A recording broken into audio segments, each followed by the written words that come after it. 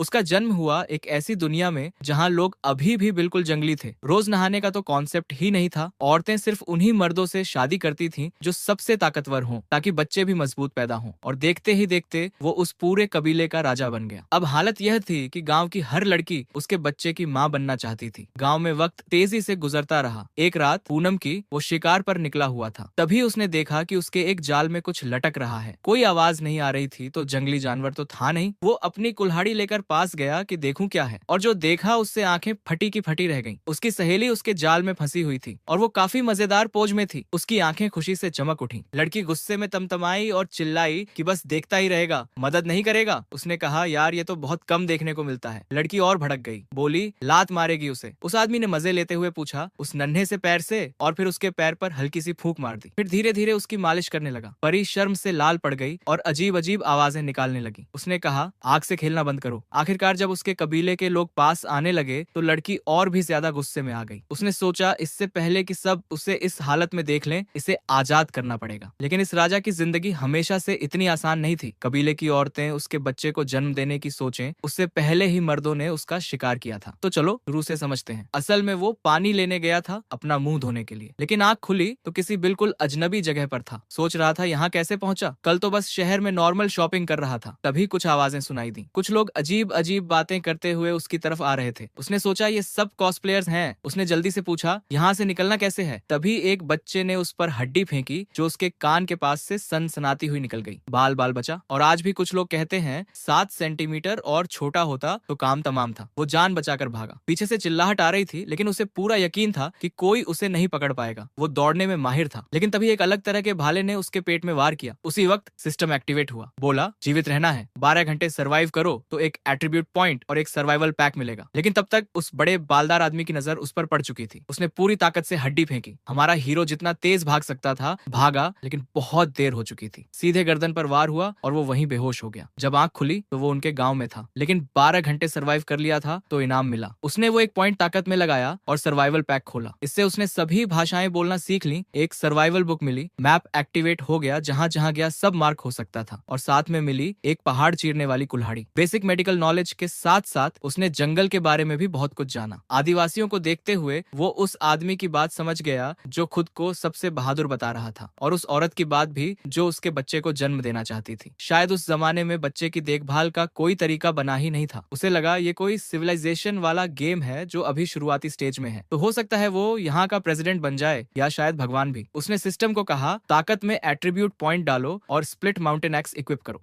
जैसे ही वो एक्टिवेट हुई, ताकत अंदर से उमड़ पड़ी। जो रस्सी उसे बांधे हुई थी वो आसानी से टूट गई। लेकिन तभी 2 आदिवासी स्टोनबोन और लैंगगुची उसे देख लेते हैं। स्टोनबोन बाकी सबको बोलता है, इसे भागने मत देना। फिर वो दोनों आगे बढ़कर उसे वार्निंग देते हैं कि बचने का कोई रास्ता नहीं। हमारा हीरो अकड़ के साथ चिल्लाता है, तुम्हारी हिम्मत कैसे हुई अपने भगवान का अपमान करने की? स्टोनबोन घूर कर पूछता है, कौन से भगवान की बात कर रहा है? लैंगगुची को देखकर समझ आ जाता है कि यही लीडर है। वो बोलता है, ऊपर वाले ने उसे इन पर राज करने के लिए भेजा है, और चूंकि इन्होंने उसे नाराज किया है तो अब सजा मिलेगी। स्टोनबोन को बस इतना सुनना ही काफी था। वो तुरंत गुस्से में आया और सीधे अटैक कर दिया। तभी सिस्टम ने एक नया मिशन दिया, इन आदिम लोगों को डराकर काबू में करो और इनका नेता बनो। फेल हुए तो स्प्लिट माउंटेन एक्स वापस ले ली जाएगी। ये सुनकर वो घबरा गया, क्योंकि कुल्हाड़ी के बिना यहाँ ज्यादा टिकना मुश्किल होगा। हार मानने से इनकार करते हुए उसने स्टोनबोन का अटैक झेला। वॉर इतना जोरदार था कि आसपास की जमीन हिल गई। इन लोगों की ताकत देखकर वो हैरान रह गया, लेकिन वो जानता था कि उसका अपना बॉडी भी अब पहले से कहीं ज्यादा स्ट्रांग हो चुका है। उसने पूरी ताकत से पलटवार किया, और हुआ यह कि स्टोनबोन का हथियार 2 टुकड़ों में कट गया। पूरा कैंप एकदम चुप। लेकिन तभी उसे अंदर से कुछ बुरा लगा, और वो बिल्कुल सही था। स्टोनबोन चिल्लाया, सब मिलकर इस पर टूट पड़ो। घबराहट में वो मुड़ा और भाग गया। स्टोनबोन के लोग हैरान थे कि इसे ड्यूअल समझ रहे थे, जबकि पूरा ग्रुप एक 24 साल के लड़के पर टूट पड़ा था। एक लड़का झपटा तो उसने एक तरफ हटकर पलटवार किया, फिर गुस्से में वार्निंग दी, ज्यादा मत करना, मरने से पहले 5 को साथ लेकर जाऊंगा, पीछे हट जाओ। वो जानता था अगर ये सब एक साथ टूटे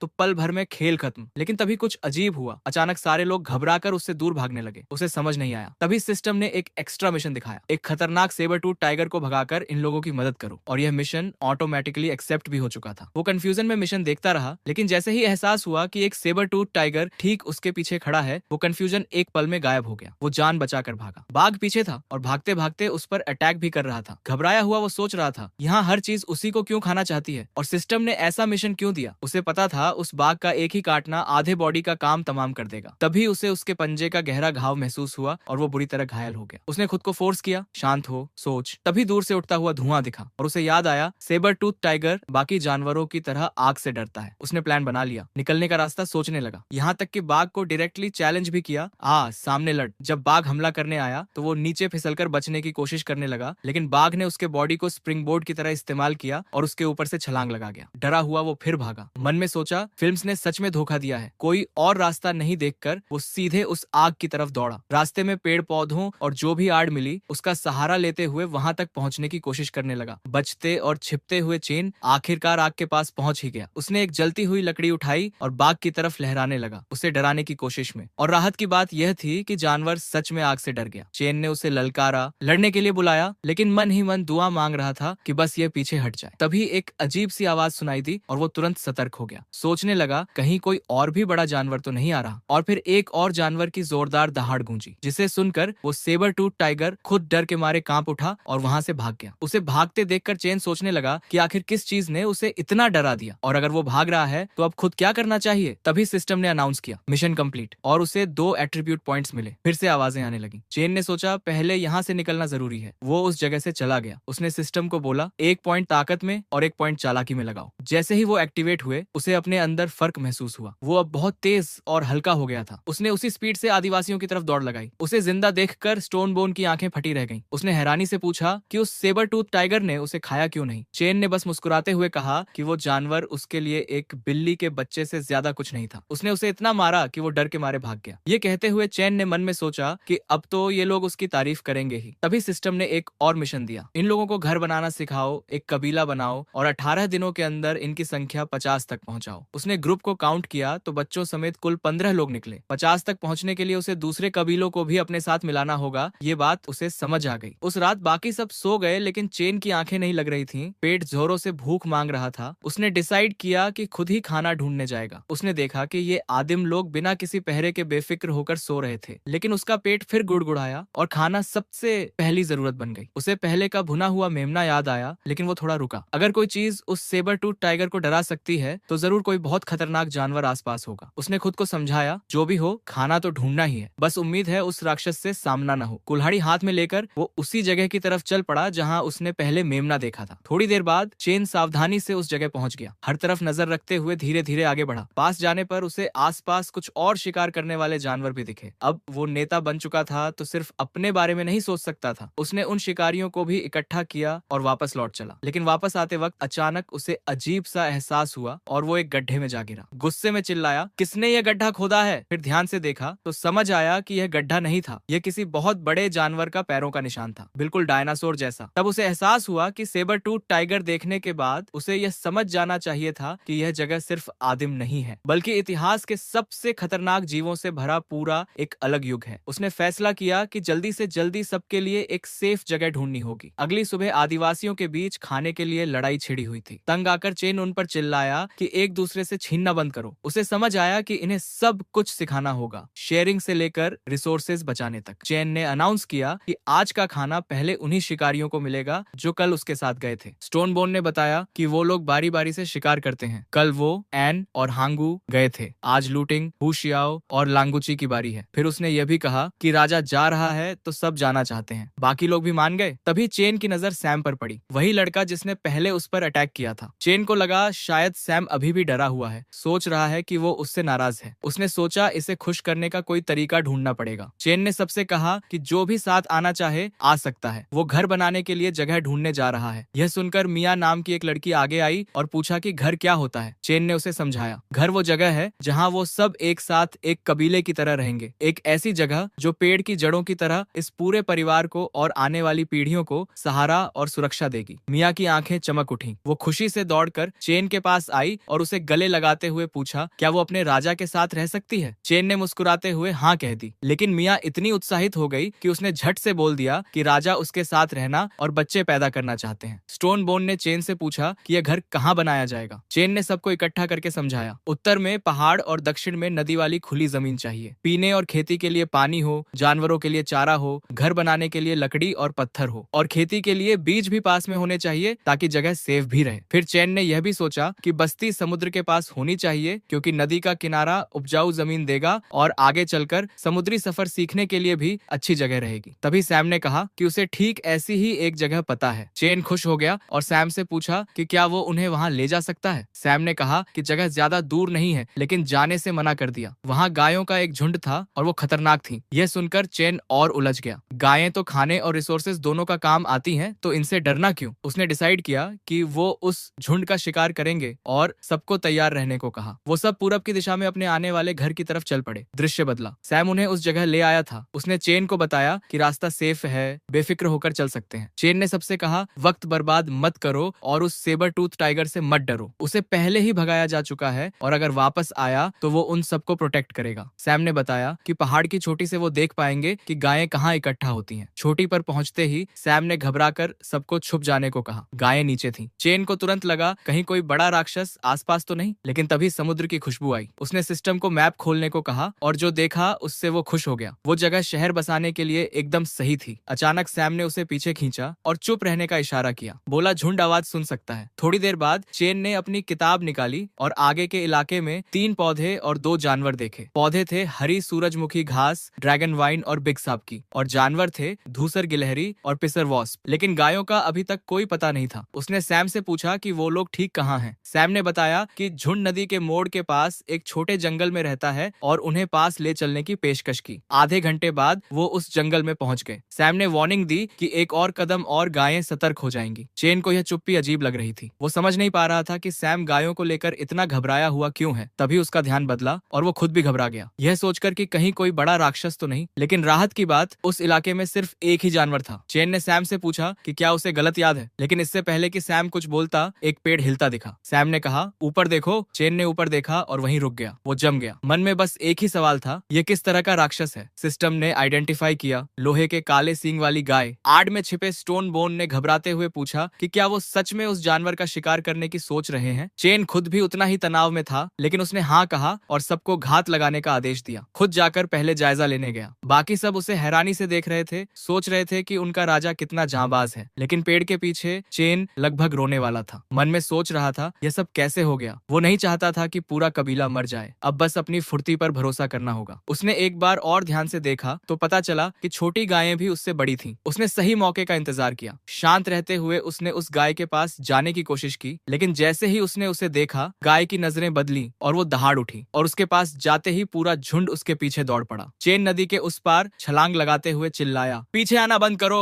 कबीले के पास वापस आया तो उन लोगों ने पूरी बात को उल्टा समझ लिया। उन्हें पूरा यकीन था कि उनका राजा बहादुरी से पूरे झुंड को उनसे दूर ले जा रहा है, सबकी रक्षा कर रहा है। वो आपस में फुसफुसा ही रहे थे कि चेन ने बिना रुके एक पहाड़ी से छलांग लगा दी और उस पर जा गिरा। अचानक पहाड़ी हिल उठी। चेन सोचने लगा, अभी क्या हुआ। नीचे देखा तो एक गाय पहाड़ से जा टकराई थी, क्योंकि वो रुक ही नहीं पा रही थी। ये देखकर उसे एक आइडिया आया, गायें इतनी ऊंचाई तक नहीं चढ़ सकती तो पूरे झुंड को नीचे लाओ। उसने पीछे मुड़कर सोचा कि अब आगे क्या करें। नीचे वो गुस्साई गायें इंतजार कर रही थी तो उतरना मुश्किल था। एक ही रास्ता था और ऊपर चढ़ो। चेन चढ़ता गया और जब शिखर पर पहुंचा तो जो नजारा देखा उससे उसकी आंखें खुली रह गईं। यही था जो वो ढूंढ रहा था। वो बिल्कुल सही जगह थी। उसी पल उसने डिसाइड कर लिया कि यहीं वो अपना साम्राज्य बनाएगा। मन में एक अजीब सा जोश था। लगा कि उसका असली सफर अभी शुरू हुआ है। दूसरी तरफ सैम ने झुंड को पीछे हटते देखा और सोचने लगा कि उनका राजा गया कहाँ। स्टोन बोन को लगा कि चेन गायों के नीचे दब गया होगा। वो एक पेड़ पर चढ़ गया। सोचा कम से कम उसकी कुल्हाड़ी तो उठा लेगा। लेकिन जैसे ही वो पेड़ पर चढ़ा, चेन की कुल्हाड़ी उड़कर सीधे उसके पास आ गई और वहीं अटक गई। स्टोन बोन की बोलती बंद। चेन ने ऊपर से उसका मजाक उड़ाया, बोला, अपने राजा को मरा हुआ मान लिया था। सैम और बाकी सबने चेन को जिंदा देखा तो जान में जान आई। स्टोन बोन ने पूछा, क्या गायें सच में इतनी ताकतवर थीं? चेन ने बताया कि वो उनका मांस खाकर खुद को और मजबूत बनाने की सोच रहा है और पूछा कि क्या बाकी लोग भी थोड़ा चखना चाहते हैं। स्टोन बोन और सैम दोनों ने साफ मना कर दिया। बोले, उन गायों को हरा नहीं सकते और अगर किसी तरह हरा भी दिया तो भी वो उनका मांस नहीं खाएंगे। चेन गुस्से में बोला, क्या उसकी बात सुन नहीं रहे, बस जवाब चाहिए। सब एकदम से घबरा गए और झट से हाँ बोल दी। हाँ हाँ, मांस खाना है। चेन ने कहा कि वो इन सबको हथियार बनाना और उनसे शिकार करना सिखाएगा। 3 दिन बाद वापस आएंगे और उन गायों का काम तमाम करेंगे। अगले सीन में चेन ने एक ही वार में पेड़ के 2 टुकड़े कर दिए। सब देखते रह गए। स्टोन बोन ने आगे बढ़कर पूछा कि पेड़ क्यों काटा, इस पर तो फल भी नहीं थे। चेन ने समझाया कि इससे हथियार बनाएंगे, सब ध्यान से देखो। फिर उसने सबको लकड़ी के डंडों से भाले बनाना सिखाया। भाले बनाते वक्त उसे महसूस हुआ कि उसकी टेक्निक में कुछ इम्प्रूवमेंट भी हो रही है। फिर उसने उन्हें दिखाया कि शिकार में भाला कैसे काम करता है। पूरा कबीला हैरान रह गया। इससे इससे पहले